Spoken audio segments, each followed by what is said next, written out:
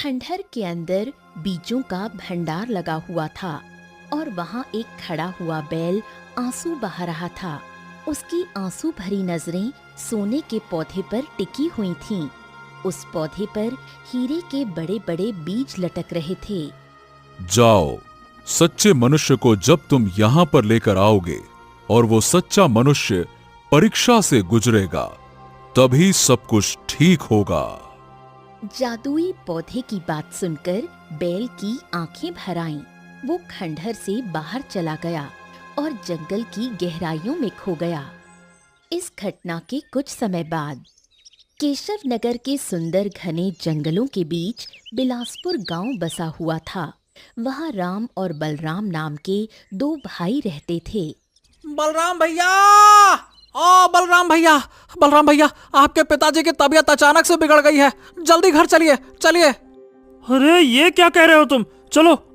बलराम अपने छोटे भाई राम के साथ दौड़ता हुआ घर जा पहुंचा। वहां उनके बूढ़े पिताजी चारपाई पर बैठे थे और पास ही वैद्य बैठे हुए थे। हाँ बलराम, तुम्हारे पिताजी के शरीर के अंदर बीमारी ने पूरी तरह से घर कर लिया है, जिसका कोई इलाज नहीं है। चलो भाई, राम राम। इतना कहकर वैद्य वहां से चला गया। देखो बलराम, मेरा अंतिम समय आ गया है। अब मैं ज्यादा दिन तक इस संसार में नहीं रह पाऊंगा। देखो बलराम, मुझे तुम पर भरोसा है।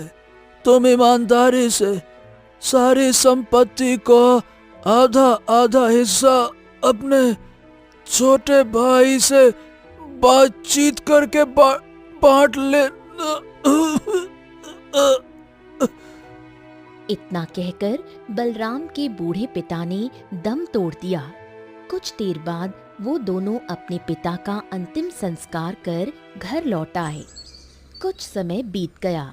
एक दिन बलराम की पत्नी राधा, जो कि बहुत चतुर और तेज थी, बलराम से बोली, पिताजी को गए काफी समय हो गया है। मुझे लगता है कि अब तुम दोनों भाइयों को संपत्ति का बंटवारा कर देना चाहिए। बाहर से देखने पर बलराम बहुत अच्छा इंसान लगता था, लेकिन अंदर से उसमें भी चतुराई, लालच और मक्कारी कूट कूट कर भरी थी। कहे तो तुम सही रही हो। मैं तो हमेशा सही कहती हूँ। मेरी बात मानो। हमारा जो खेत है वो आधा बंजर है और आधा हरा भरा।